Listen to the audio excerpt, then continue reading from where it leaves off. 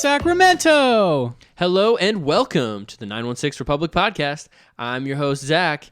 Today I'm joined in the studio by Scott Wade. Scott, how you doing today? I'm good, man. How are you doing? Doing good. It's been a very nice day. It was very balmy. Yeah, very I wore sunny. shorts the other day. It was weird. It's February, and we're already breaking out the shorts, but I like it. I'm happy about it. Also joining him in the studio is Nolan. Oh, wait, he's not here. Nolan will be here for a short time. Yeah, like 10 minutes. During the meat and potatoes of this episode. Yeah, Nolan doesn't love you as much as Zach and I love you guys. Exactly. That's what I'm trying to say here.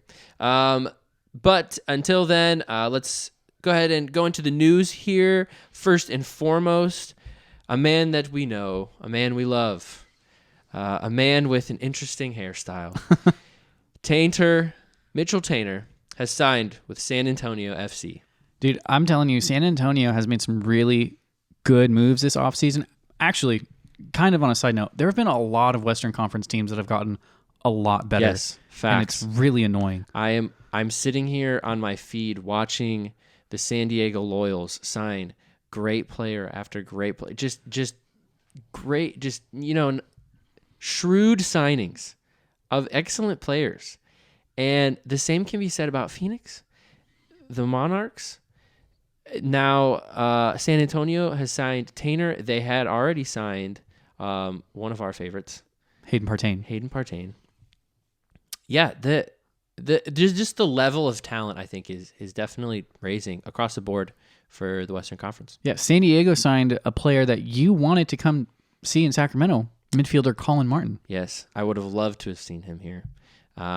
And yeah, exactly. I mean, you will see him in Sacramento, once, just playing for another team. And we will go see him in San Diego once as well. And we will tell him, hey, we wanted you to sign with us. You should have jerk. come here. Also, USL is now recognizing the USLPA on behalf of League One members. Yeah, so there's kind of no news other than that. So the USL Players Association is still negotiating for the championship. And they basically said, hey, once we're done with that, then we'll go to League One. I don't think they're going to be done with the championship for like another year, probably, at least.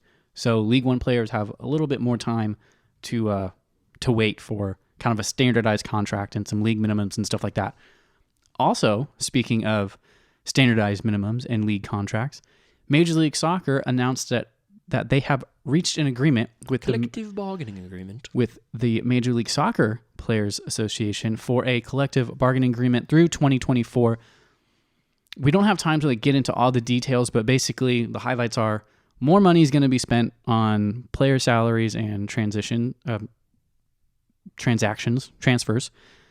There's going to be some better things like more chartered flights. There's going to be some things like a better free agency.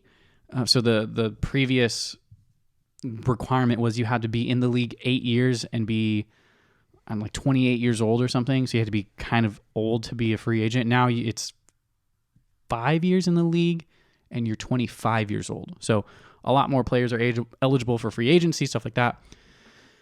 Yep. And that goes through 2024. So you're like, hey, why are you talking about Major League Soccer, CBA? We're not in the league for another 2 years. Well, that CBA affects Sacramento when they become a Major League Soccer team in a couple of years. So, yeah, thinking long term. And, honestly, I think it's really good that these things are happening. We thinking very long term, we have a World Cup coming to North America in 2026.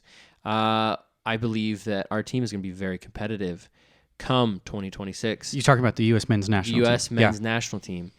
And I would not doubt that a lot more eyes are going to come to Major League Soccer, which means more money, which means more everything. And so when we're talking really long term here, I'm really glad to see these type of things starting to take place. So good stuff. Finally, let's just end with Josh Cohen. He's still starting for Maccabi Haifa. He is a constant, consistent starter at this point. I'm going to keep bringing it up because I'm proud of him. And that's pretty much it. So he's playing at a high level of Israeli soccer. Like, it's a really good club. It's European soccer, and I would not doubt that he could continue to his stock could continue to rise as a international player. So good for him. Finally, we're going to go ahead and go into a review of these preseason games that we have had over the month of February. Starting with the routing that we had by the Seattle Sounders. Now, it was 6-2. You got to take these games with a grain of salt, really, because it's the off season. You know, you're still working out kinks, everything. We played a very good starting 11 from the Sounders. They were a week away from a Champions League game, CONCACAF Champions League game. So they put their best out there to kind of have a tune-up game. Lost 6-2, but it is what it is. Reno, we won. Came back and won that game, 1-0.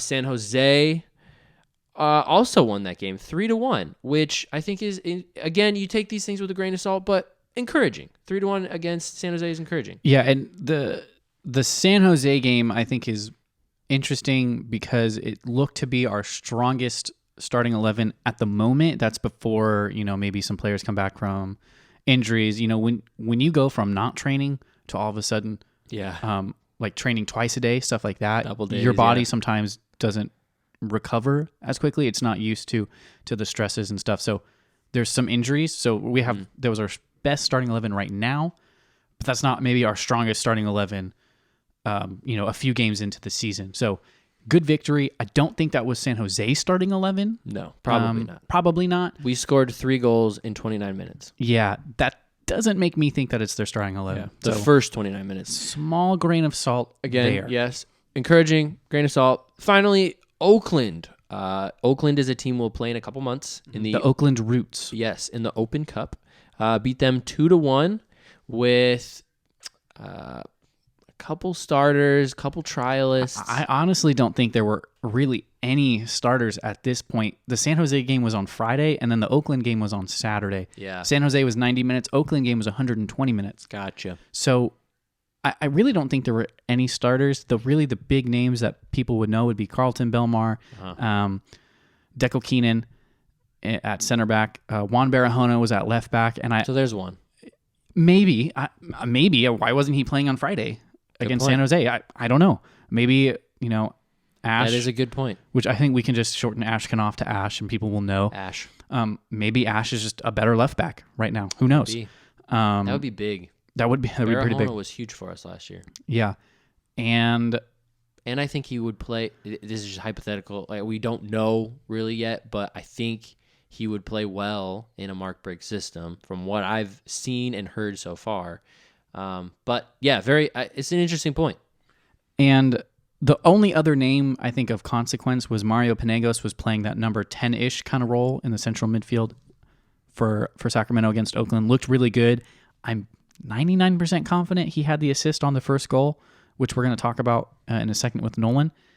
And then the second goal was a penalty that Carlton Belmar put away. It was, it was mid-height, but it was as far over to the right as you can get without hitting the post. The goalie gets the right way, but the shot was just too hard. Oakland's goal was, I can't remember. It was kind of not fluky, but I just remember being like, oh, okay. It was a goal. It was when a lot of the academy players had come in, and it was mostly trialists and academy players. Like Deckel had come out, Penagos had come out. I think, I can't remember. Trialists don't wear numbers, and some academy players don't wear numbers, so we were kind of guessing at who was who. Yeah. But anyway, that's just the Oakland game. That's the San Jose game. BJF scored against Reno. Don't really care. 6 goals against the Sounders. Don't really care. It was the same thing. A lot of academy players in at the end. So I don't really care about that one either. Zach, anything else you want to add before we go to a quick break? No, let's just do it. All right. Well, we'll see you guys on the other side.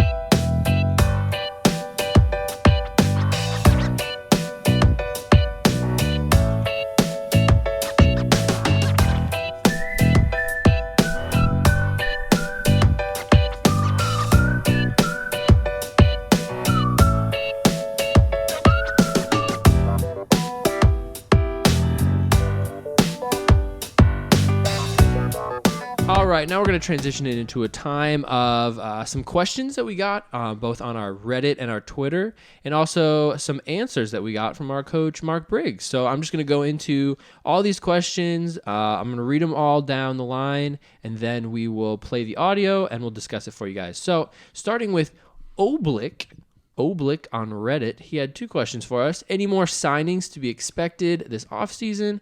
Also, how much will we see academy players getting first team minutes this season? Very popular question. Questions also on Twitter. In what ways has training sessions changed under Mark Briggs? What style play can we expect this coming season? Has there been any unexpected breakout players since starting training? That was from Blake on Twitter. Question from David on Twitter as well. Is Coach Briggs going to follow the Elliott model of rotating lineups, or should we expect pretty much similar lineups week in and week out? And finally, from Stefan on Twitter, what's our forward lineup strategy? Awasa up front, in the hole, and a 2-man lineup? He wants to know. Yeah, and we didn't pick I think there was a couple questions that we left out. So sorry if we didn't pick your question, but tough. It's just the time constraint. So we're going to play the audio that we captured from the post-training session on Thursday, February, is that the 20th, I believe, Nolan? Yeah, it was the 20th. And then we'll come back. We'll talk about that. We'll see what questions get answered. And then we'll play the audio from the Oakland Roots game that we got from Mark Briggs after that game. And then we'll talk about that for a second. And that'll be the show. All right, here comes the audio. Throw it out there. There you go, just throw it at me. It's going well. It's a process, right? You're trying to implement certain things that haven't been asked of them before. So it's a process, but the players' attitudes have been great. They're buying into what we're trying to teach. So it's building bit by bit, making sure that we're ready for opening day. Some names maybe that you like so far, with some guys that have surprised you that you've taken interest in? Yeah, no, I think to be honest with you, without naming anyone in particular, I've been really impressed with the level of the group. They can handle what I'm asking of them, and I think once they start to understand certain movements, the right time to make those movements, making the correct pass selection, those types of things, I think it'll come to fruition, especially when we're on Papa Murphy's. We've got a bit more space and a flat surface. Is that a credit to maybe the talent of these guys and their resumes? Yeah, no, I think first and foremost they're pros, so they should be able to do a lot of the things that I'm asking. But I think the individual ability and the collective culture and attitude that's started to come out, I think it'll bode well for when we actually open up and we're playing competitive games. Talking with Will, talk to me about the intensity of these guys. He says that these guys are kind of flying around already, looking almost game ready. Yeah, no, I think I always say, like, you can't waste a day. And that's the culture, the attitude that we have to have if we want to be successful. Like, it hasn't happened yet, but if somebody comes out here and they don't want to train and they don't want to put in the effort, I'll just send them in. If they're not wasting my time, my staff's time, the team's time, the supporters' time ultimately, because if you waste time out here, it's never going to come to fruition at the stadium. So the intensity and the level has been very good, and they're holding one another accountable, which makes my job easy because I don't have to step in too much because the players are holding one another to a standard. San Jose and the Oakland Roots coming up this week. Talk to me about what you're expecting from those matches. Yeah, obviously two different animals, so to speak. There'll be one group playing in the San Jose game and another group playing in the Oakland Roots game here on Saturday. San Jose, obviously, they play a different style, which is going to put us in uncomfortable scenarios. I like this pre-season because it's not necessarily a pre-season that we stroll through and we're beating teams 4-5 because we don't get put in uncomfortable positions.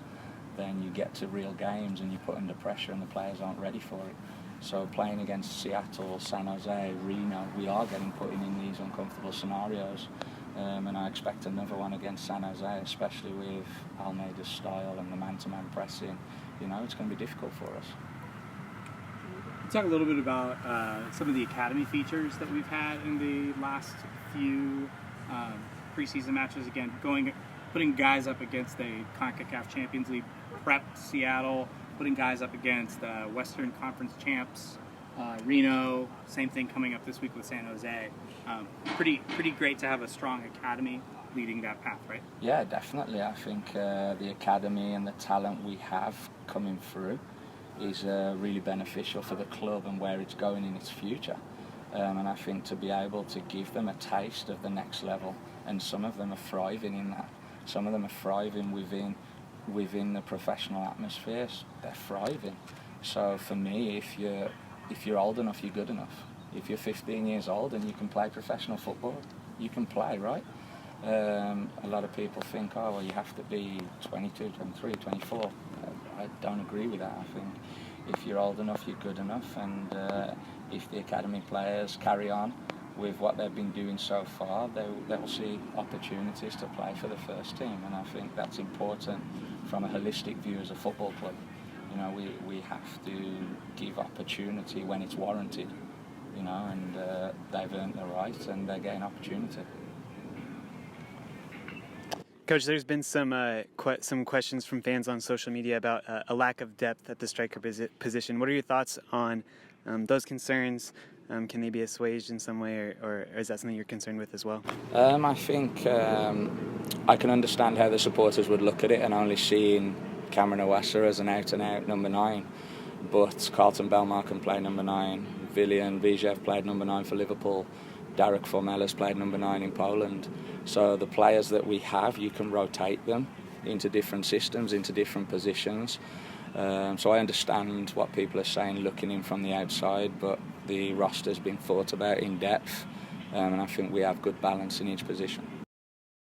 Yeah, no, I think it's been a productive weekend. Yesterday in San Jose was pleasing, obviously, but for everyone we got 90 minutes under our belts, and now we're ramping up a little bit, right? We're a couple of weeks away from the opener, one final pre-season game next week, so it's about getting everyone 90 minutes and getting everyone a little bit sharper, not only with their body but sharper mentally, so we're ready for opening night.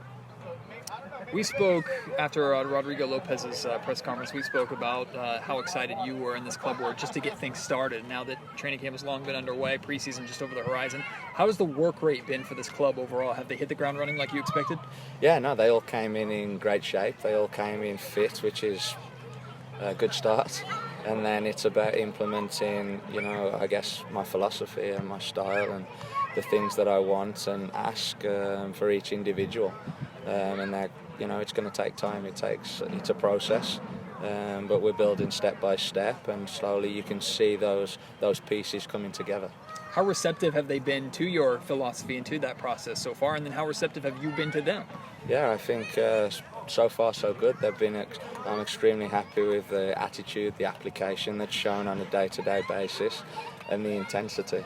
The intensity is something that I need in my system and with my philosophy, and I think the intensity at this level is what people won't be able to handle. So I'm really pleased with where they're at, and like I say, their application to everything that we're trying to implement.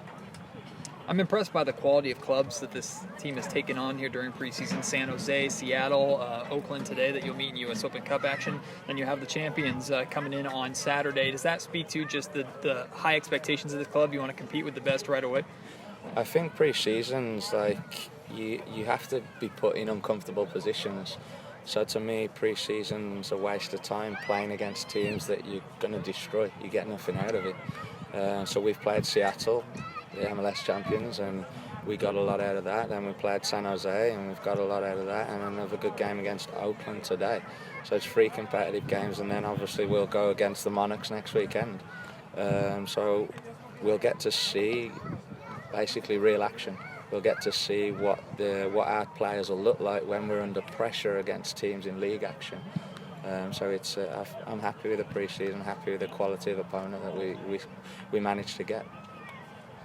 All right, so we've gone back, we've listened to the recordings of the post-match press conference and the post-practice press conference with Coach Mark Briggs. And now, hopefully you guys see how some of those questions that you asked us on social media have been answered.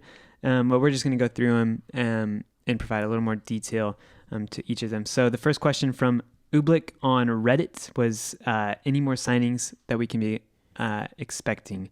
Scott and I watched the 3 current trialists play in the game against Oakland.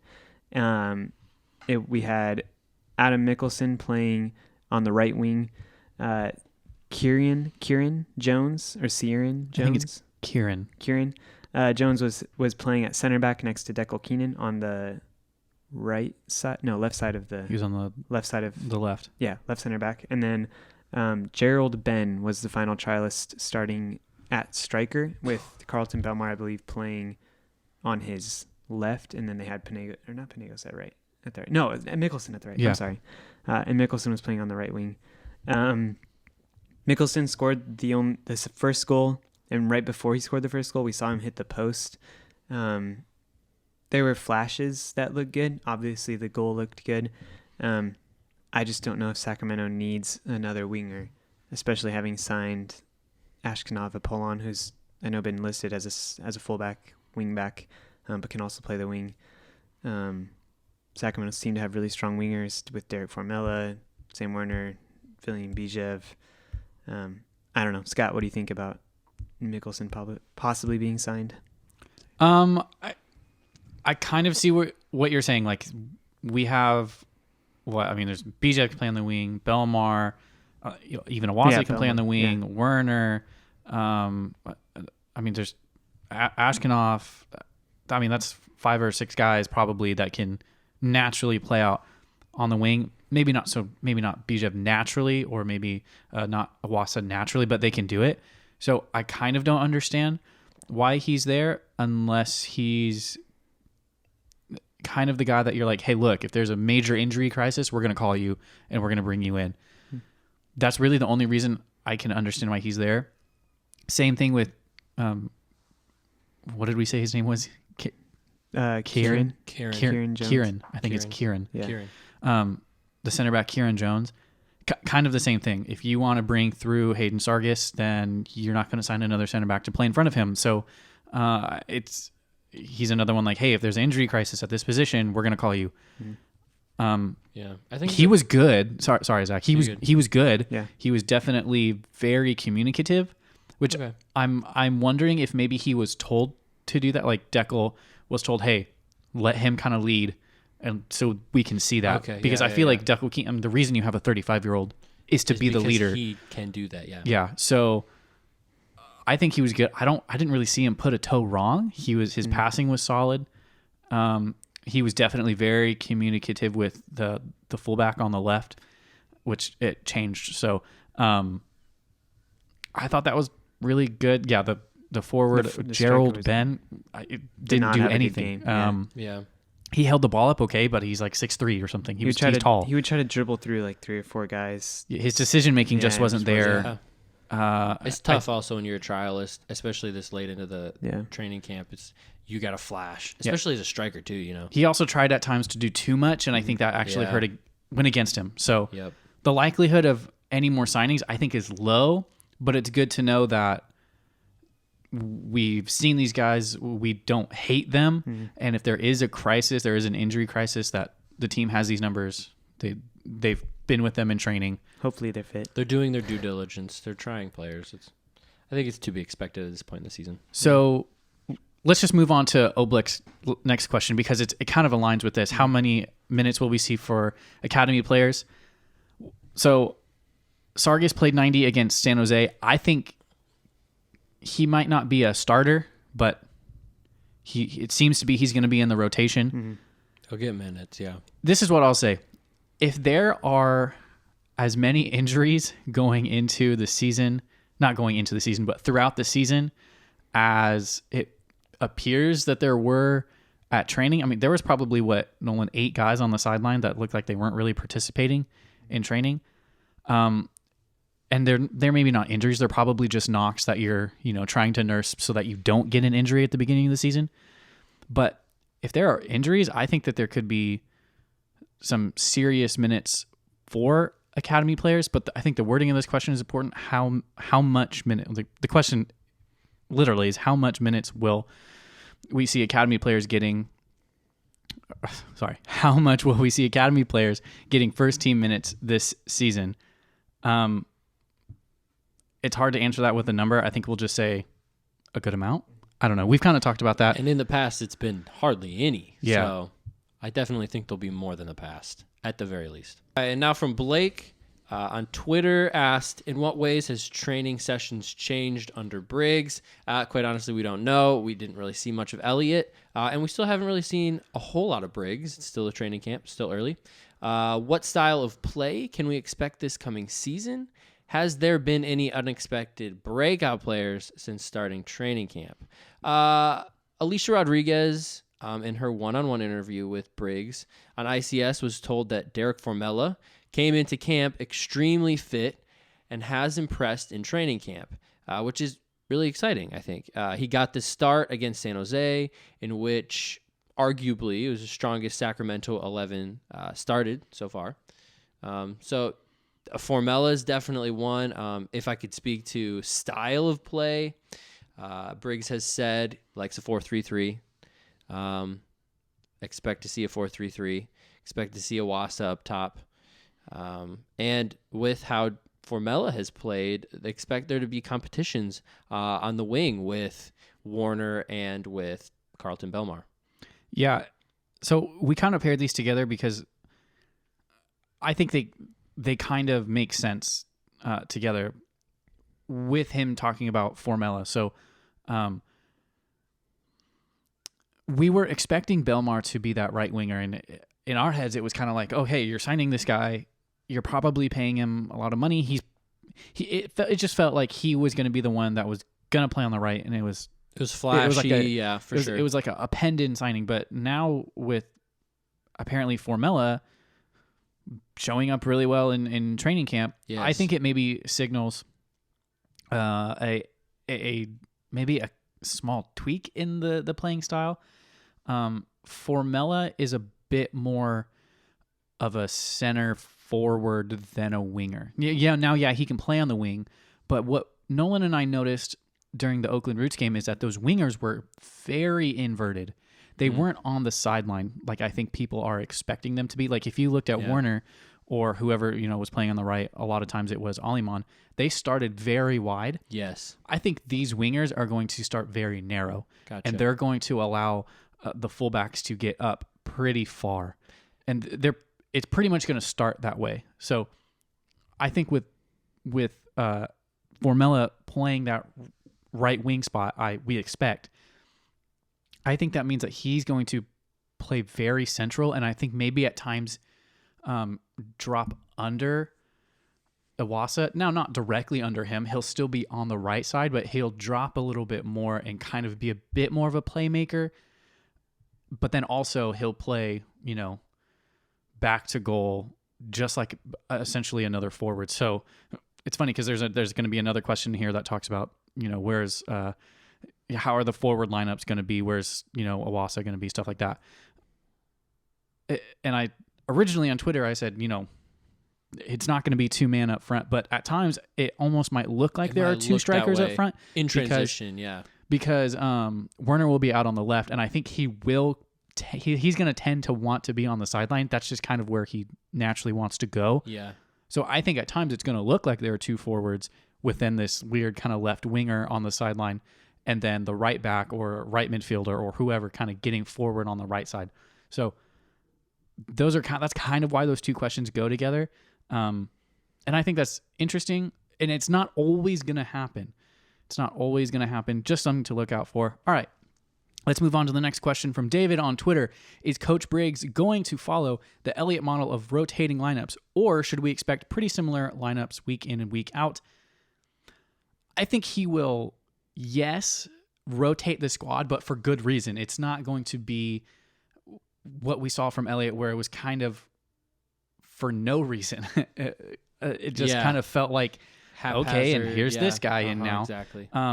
This, I think, is going to be a bit more because there are academy players that they want to give minutes. It's not going to be oh, well, we want to keep this player happy. It's going to be, hey, we want to give this guy minutes so he can develop. Well, and going off of what we just talked about with Formella, there's healthy competition up top, and so we might see a rotation with Formella and Warner and Belmar, with maybe Iwasa and Formella. Like, if these things are true about Formella, there's healthy competition up top, and the rotations we're going to see hopefully are good players being rotated out for good players. So it's a good thing. Right. It's not, oh, this player is underperforming, and we're trying to find a solution. It's maybe, hey, this player is just not performing as well as we need them to, even though they might not be bad. Let's bring in another good player. So I totally agree with that. And also, just in what I've heard, if I could just throw a hypothetical out there, I feel like I've heard a lot about Bijev in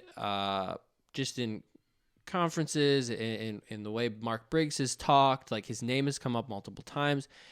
I would not doubt if we saw a healthy rotation of William Bijev also in that mix as well. So, well, and it's interesting you bring up Bijev, because in the San Jose game, he had to start at central midfield. So I think he was playing more of like a number 10. He was the most forward central midfielder. Got you. But he had to play at number 10, and I think it's because Roro appears to maybe have an injury, small knock. Again, or maybe just rest for an older guy. Yeah, I'm not concerned about that. It's preseason. This is the time to for sure. not mess around with any sort of, if you're at all sore, just be like, hey, I'm a little sore. Yeah. And you're going to go off to the sideline, and you're not going to, destroy your knee, 2 weeks before Especially the season starts. As a veteran established starter.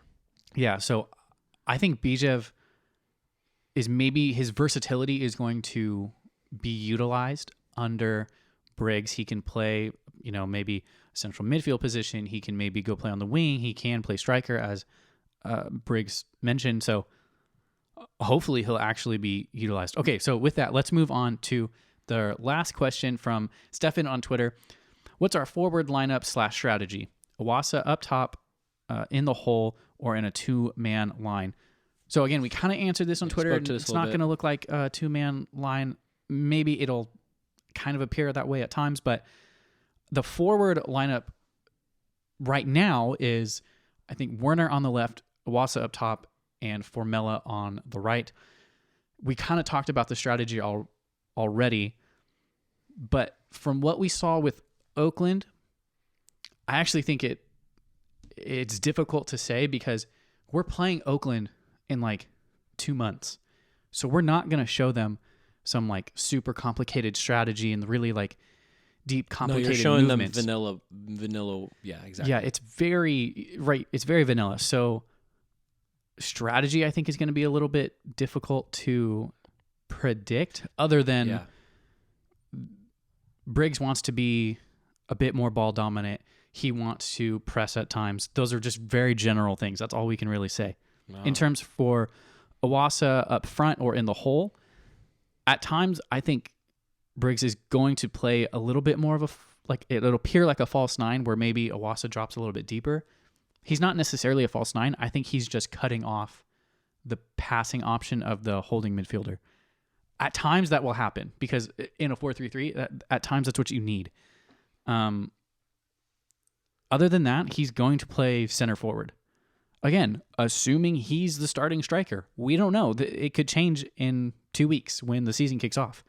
Yep. But assuming he is the starting center forward, that's what he'll play, that number 9 position.